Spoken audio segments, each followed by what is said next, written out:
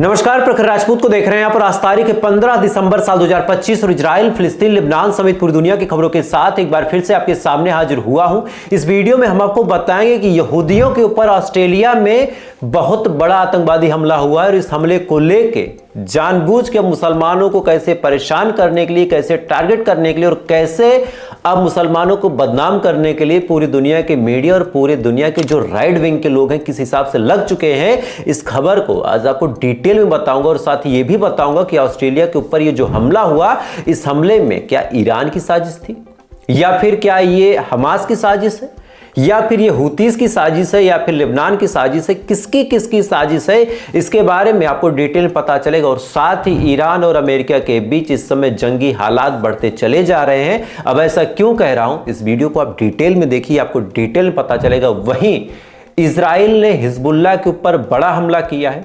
इस हमले में हिजबुल्लाह को टारगेट किया, लेकिन हिजबुल्लाह ने भी पलटवार करने के लिए ऐसा तरीका निकाला है कि इस तरीके को जब आप जानेंगे तो जानने के बाद आज आपके पैरों तले जमीन खिसक जाएगी। वहीं हमास ने अपने सीनियर कमांडर के मरने की कंफर्मेशन दे दी है।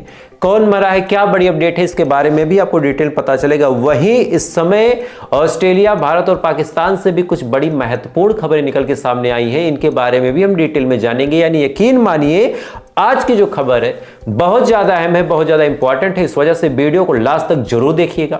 चैनल पे नए हैं तो वीडियो को लाइक करके, चैनल सब्सक्राइब करके अपना प्यार जरूर दे दीजिएगा। और साथ ही इजराइल और फिलिस्तीन की इस जंग में आप किसके साथ खड़े हैं कमेंट करके बताइएगा। और साथ इस वीडियो को आप कहां से देख रहे हैं ये भी कमेंट करके बताइएगा, ताकि हम भी जान सके कि हमारा जो परिवार है आखिर कहां तक पहुंचा है। तो आप कमेंट करते रहे, तब तक एक एक करके मैं आपको खबरें बताता हूं दोस्तों। और सबसे पहली, सबसे बड़ी और पूरी दुनिया के न्यूज चैनलों पर इस बारे में आज आपको ब्रेकिंग न्यूज देखने को मिलेगी कि ऑस्ट्रेलिया के अंदर यहूदियों के ऊपर बड़ा हमला हुआ है।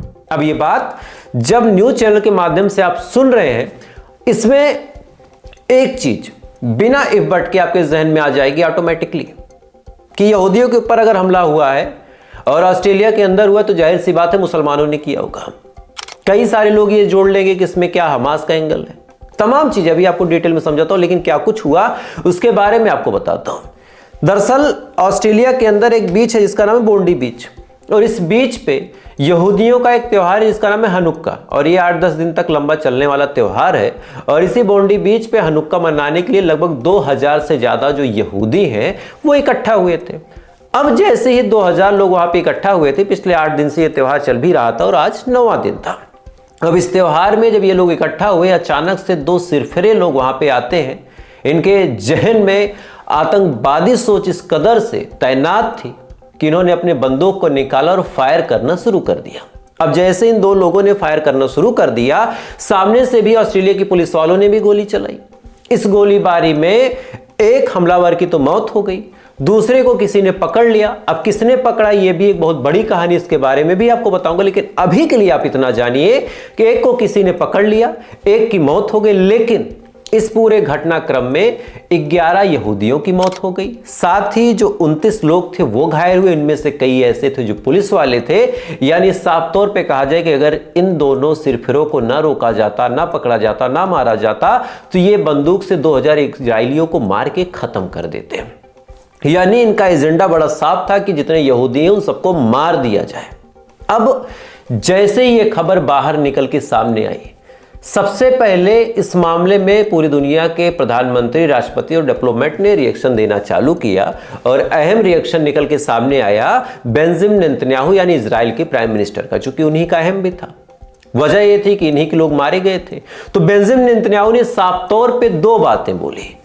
पहली बात यह बोली कि ऑस्ट्रेलिया होश में आ जाए। क्योंकि ऑस्ट्रेलिया के सिडनी में ही पूरा मामला हुआ, तो इस वजह से बेंजामिन नेतन्याहू ने ऑस्ट्रेलिया को धमकी देते हुए कहा कि ऑस्ट्रेलिया होश में आ जाए। और साथ ही ये इल्जाम, ये आरोप लगाया ईरान के ऊपर कि जो हमला यहूदियों के ऊपर हुआ है, इस पूरे मामले में ईरान का योगदान हो सकता है। अब ये 2 बातें जब बेंजामिन नेतन्याहू ने बोली, तब मुझे लगा कि इसके बारे में आपको परत दर परत चीजें बताई जाए। दरअसल ईरान का योगदान हो सकता है, ईरान इसमें इन्वॉल्व हो सकता है, इस चीज से हम इनकार नहीं कर सकते। और उसके पीछे सबसे बड़ी वजह यह है कि ईरान लगातार ऑस्ट्रेलिया के अंदर इस मामले का कल्प्रिट रहा है कि वो अक्सर यहूदियों को टारगेट करवाता है। आपको याद होगा कुछ टाइम पहले आपने ये न्यूज़ भी सुनी होगी, मैंने बताया भी था कि ईरान के राजदूत को ऑस्ट्रेलिया से हटा दिया गया और साथ ही ऑस्ट्रेलिया ने IRGC यानी जो इस्लाम की रेवोल्यूशनरी कॉर्प ईरान के अंदर तैनात है उसकी एक बटालियन को बाकायदा ऑस्ट्रेलिया ने आतंकवादी संगठन घोषित किया है। यानी ऑस्ट्रेलिया ये मानता है कि ऑस्ट्रेलिया के अंदर जो कुछ आतंकवादी हमला होता है या फिर कभी यहूदियों को टारगेट किया गया या फिर किसी और धार्मिक ग्रंथ को टारगेट किया गया, तो ऐसे हाल में ऑस्ट्रेलिया का यह मानना है कि ईरान इसमें इन्वॉल्व है। और जिस हिसाब से यह हमला हुआ, अगर इसका पैटर्न आप देखें तो 7 अक्टूबर साल 2023 वाले हमले से ये पूरा मामला मैच होता है। वहां पे भी हॉलोकॉस्ट के मौके पे इजरायली जो यहूदी थे वो इकट्ठा हुए थे। अचानक से गोलीबारी करते हुए, मारते हुए, रॉकेट दागते हुए, ड्रोन दागते हुए हमास के आतंकवादी आते हैं और आने के बाद इन तमाम लोगों को पकड़ के लेके जाते हैं। और इसी को लेके 2 साल तक लगातार जंग चल रही है। और सेम चीज यहां भी आपको देखने को मिला होगा कि 2 सिरफरे आतंकवादी लोग आते हैं और आने के बाद जो वहां पे यहूदी थे उनके ऊपर गोली चलाते हैं और गोली चलाने के बाद कई सारे लोगों को मारते हैं, कई सारे लोग घायल हैं और अगर इनको रोका ना जाता, पकड़ा ना जाता तो कई सारे लोग और शायद मारे भी जाते हैं।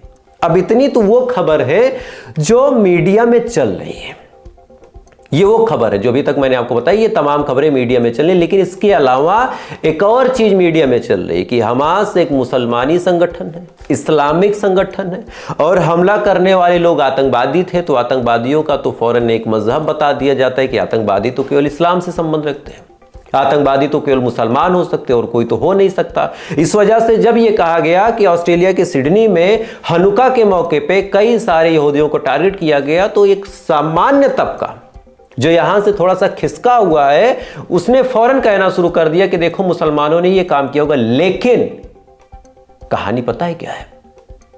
आपको स्क्रीन पे एक वीडियो दिख रहा होगा। इस वीडियो में एक शख्स भाग के जाता और जाने के बाद एक बंदूक वाले को पकड़ता है। सोचिए, जिसने 11 लोगों की जान ले ली हो, जिसने 26-27 लोगों को घायल कर दिया हो, उसको यह भाग के जाके पकड़ता है। पकड़ने के बाद उसको जमीन पे गिराने की कोशिश करता है। इसी दौरान इसको भी 2 गोलियां लगती है, यह भी घायल हो जाता है। लेकिन इसके बावजूद भी यह हार नहीं मानता, ये वहां पे लड़ता रहता है। और इसका नाम पता है क्या है? इसका नाम है अहमद अल अहमद। नाम से क्या है? मुसलमान ही है ना। यानी बचाने वालों में अगर कोई था तो अहमद अल अहमद था और वो मुसलमान था जो यहूदियों को बचाने के लिए सीने पे गोली खा लेता है। इसको बंदूक का कोई एक्सपीरियंस नहीं था। अहमद अल अहमद के चाचा जान बताते हैं कि ये बेचारा वहां पे जूस की दुकान लगा रहा था और जैसे इसने देखा कि यहूदियों के ऊपर हमला हुआ, अगर इसके दिल में इंसानियत ना जिंदा होती तो वहां पे खड़े होकर तमाशा देख सकता था, तालियां बजा सकता था। पूरी दुनिया तो यही मानती है ना, यहूदी जब मारे जाते तो मुसलमान खुश होते हैं, तो अगर मुसलमान खुश होता तो तालियां बजाता। लेकिन अहमद अल अहमद वहां पे भाग के जाते हैं, जाने के बाद अपनी जान पे खेलते हैं और जान पे खेलने के बाद ऐसे आतंकवादियों से उन लोगों की जान बचाते हुए अपने सीने पे 2 गोली खाते। और इसके बावजूद भी हमारे देश की गोदी मीडिया समेत पूरी दुनिया की जो ये राइट विंग मीडिया है वो आतंकवाद मुसलमान इतना बोलने के पीछे कोई फर्क, कोई संकोच नहीं करते। दोस्तों, मुझे लगा कि आज इस खबर को मैंने आपके 7-8 मिनट लिए, लेकिन इस खबर को मुझे लगा कि आपको डिटेल में बताना चाहिए कि किस हिसाब से इस हमले में भी मुसलमान हीरो है। खैर, इधर ये तमाम चीजें दोस्तों चल ही रही। इधर बड़ी अपडेट निकल के सामने आ रही है कि हमास ने अपने मुंह से एक्सेप्ट कर लिया है कि इजराइल ने उनके सीनियर कमांडर रेद सईद को मार दिया है। अब ये बात जब निकल के सामने आई तब अब ये कयास लगाया जा रहा है कि सीज फायर गजा के अंदर पूरी तरीके से टूट चुका है और इस सीज फायर को बचाने की कोशिश लगभग बेकार है। रेद सईद हमास का एक senior commander, top 2nd rank का इंटेलिजेंस यूनिट का ऑफिसर, साल 2000 से ये हमास के साथ जुड़े हुए और अचानक से प्रीसियस अटैक, एकदम नपातुला अटैक करके इजराइल ने इनको एलिमिनेट किया। शुरुआत के 24 घंटे तक गहमा गहमी बनी थी, लेकिन धीरे धीरे जब वक्त आगे बढ़ा तो हमास ने अपने मुंह से एक्सेप्ट कर लिया कि हाँ, उनके सीनियर कमांडर को इजराइल ने मारा है। इधर ये तमाम चीजें दोस्तों चल ही रही हैं। इधर बड़ी अपडेट निकल के सामने आई है और इस बात को इजराइल ने अपने मुंह से खुद कबूला। IDF के टेलीग्राम पेज से ये न्यूज आपको दिखा रहा हूं कि IDF यानी इजरायली डिफेंस फोर्स ने बड़ा हमला किया लेबनान के मल्टीपल लोकेशन पे, लेबनान के अंदर मल्टीपल ठिकानों पे बड़ा हमला किया है और इस हमले में कई सारे लोगों को टारगेट करके कई सारे जगहों को डिस्ट्रॉय करने का काम IDF यानी इजरायली डिफेंस फोर्स ने किया है। अब इनको लग रहा है कि ऐसा करेंगे तो हम जीत जाएंगे। लेकिन आज इन्हीं के सैनिकों ने क्या बयान दिया, इसके बारे में आपको डिटेल में बता रहा हूं। और इस खबर को जब आप सुन रहे होंगे ना, आप हैरान हो जाएंगे। इन्हीं के सैनिक, आईडीएफ ने साफ तौर पे कहा है, सामने आपकी रिपोर्ट है, आप रिपोर्ट को देख सकते हैं कि आईडीएफ का साफ तौर पे कहना है कि हिजबुल्लाह बहुत तेजी के साथ इजराइल की तरफ बढ़ता चला जा रहा और इजराइल आने वाले टाइम में एक बड़े हमले को फेस कर सकता है, एक बड़े हमले को फेस कर सकता है। और साथ ही जनसत्ता की ये रिपोर्ट है, अलग अलग और न्यूज चैनलों पे आप खंगालेंगे तो आपको मिलेगी कि हिजबुल्लाह के लड़ाके किसानों का भेष बना के, यानी किसानों का भेष बना बना के इजराइल के अंदर घुस रहे हैं और इजराइल के अंदर आके अपनी तैयारी कर रहे हैं। आईडीएफ ने कई सारी चौकियां लेबनान के अंदर बनाई है, लेकिन जानबूझ के अब ये किसान के वेश में आते हैं कि आईडीएफ इनको ना पकड़ पाए और बाकायदा छद्म आवरण को धारण करके हिजबुल्लाह के लड़ाके इजराइल को दहलाने की पूरी कोशिश कर रहे हैं। इधर ये तमाम चीजें चल ही रही दोस्तों, इधर बड़ी अपडेट निकल के सामने आई कि 8 मुस्लिम देश एक साथ इजराइल के ऊपर नाराज हुए हैं। और डिप्लोमेटिक तौर पे कहा जाए तो ये 8 मुस्लिम देश ऐसे हैं जो इजराइल के ऊपर टूट पड़े हैं, लगातार क्रिटिसाइज कर रहे हैं, लगातार गालियां दे रहे हैं। और वजह यह है कि UNRW के एक बिल्डिंग पे आईडीएफ ने बड़ा हमला किया है। और इस हमले में आप ताजुब की बात सुनिए, इतना बड़ा संगठन है UNRW, इजराइल के लड़ाके, इजराइल के सैनिक, आईडीएफ के जवान उस पार्टिकुलर बिल्डिंग में जाते हैं। जाने के बाद उस बिल्डिंग से UNRW का झंडा उतारते, और उतारने के बाद वहां से बकायदा अपना झंडा लगा के तब आते हैं। क्यों? यह हिम्मत कहां से आई? इनको पता था कि कोई भी माई का लाल बोलने वाला नहीं है। 8 मुस्लिम देश आज डिप्लोमेटिक तौर पे टूट पड़े हैं। पाकिस्तान, तुर्की, इजिप्ट, कतर, सऊदी अरब, तमाम देश कूद पड़े। इन्होंने कहा कि इजराइल ने बहुत गलत किया, कोई कार्रवाई होनी चाहिए, अब एक्शन लेना पड़ेगा। लेकिन बड़ा सवाल यह निकल के सामने आता है और बहुत शांत भाषा में आपसे पूछना चाहता हूं, कोई मुझे पाकिस्तान से देख रहा हो तो बता दे, कोई सऊदी अरब से देख रहा हो तो बता दे कि भाई एक्शन लेना पड़ेगा, हम कुछ करेंगे, हम बहुत कुछ उखाड़ लेंगे, हम इसको घुटनों पे ला देंगे। इतना सुनते यार 2 साल बीत गए, कब लाओगे? या फिर जब कुछ होगा बस एक सगुफा छोड़ के कि भाई बहुत गलत हो गया, अब कुछ करने की बारी है। ये तो वही हाल है कि हर एग्जाम में आप फेल होते जाओ और फेल होने के बाद जब रिजल्ट आए तब ये कहो कि नहीं यार अब इस साल बहुत मेहनत से पढ़ूंगा, और फिर सोते रहो, फिर अगले साल फेल हो जाओ। तो सेम चीज इस समय ये 8 मुस्लिम देश कर रहे हैं। खैर इधर ये तमाम चीजें दोस्तों चली रही, इधर बड़ी अपडेट निकल के सामने आई कि ईरान ने एक जहाज को सीज किया, जिसके बारे में मैं लगातार 2 दिन से बता रहा हूं कि इस जहाज को सीज करके ईरान ने साफ मैसेज दिया है अमेरिका को कि बाबू तुम हमसे टकराओगे तो ऐसी उम्मीद मत रखना कि हम तुमको छोड़ देंगे, यानी हम रेले गए हैं तो तुम भी रेले जाओगे, साफ तौर पे कहा। लेकिन अब ये खबर आपको क्यों बता रहा हूं, उसके पीछे बड़ी कहानी है। रिपोर्ट से निकल के सामने आई है कि ईरान ने जिस जहाज को सीज किया उसमें जो क्रू मेंबर थे उसमें से कई सारे श्रीलंका के हैं, कई सारे भारत के हैं और कई सारे बांग्लादेश के हैं। तो ये वीडियो आज आपको इसलिए भी बता रहा हूं ताकि सरकार के कानों तक ये बात पहुंचे कि हमारे देश के कई सारे क्रू मेंबर ऐसे हैं जो इस पार्टिकुलर जहाज में थे, और अगर इनको कोई खतरा है, अगर इनको थोड़ा सा भी खतरा है तो सरकार से रिक्वेस्ट होगी कि आप ईरान की सल्तनत से बातचीत करके हमारे लोगों को वापस ला दो, बाकी भाड़ में जाए। बांग्लादेश के हो, श्रीलंका के हो, I literally don't care, but I only care about my country. मेरे देश का कोई भी पार्टिकुलर शख्स हो, आप उसको लेके आए और ईरान से बात करें, ईरान फौरन दे देगा, क्योंकि ईरान और भारत के ताल्लुकात बड़े अच्छे हैं। अभी कब तक अच्छे रहेंगे ये भी देखने लायक बात होगी। ऐसा क्यों कह रहा हूं, आपके जहन में आया होगा तो वो भी आप जान लें। आज आपको स्क्रीन पे 2 वीडियो दिखाऊंगा, मे भी कॉपीराइट आ सकता है क्योंकि गाना वाना लगा, लेकिन प्रयास करूंगा कि ना आए। पहला वीडियो आप देखिए कि महाराजगंज में हिंदूवादी संगठन अपनी यात्रा लेके जा रहे हैं और डीजे पे एक गाना बज रहा, गाने में कटुआ, मुल्ला, इन तमाम शब्दों का जिक्र है। कटुओं को औकात में ला दो, ऐसा सब गाना है। मैंने बहुत विशेष नहीं सुना, लेकिन आपको सुनवा देता हूं, आप चंद सेकंड में इसको सुने, चूंकि ज्यादा लंबा नहीं लगा सकता ड्यू टू कॉपीराइट इशू। पहले आप सुने।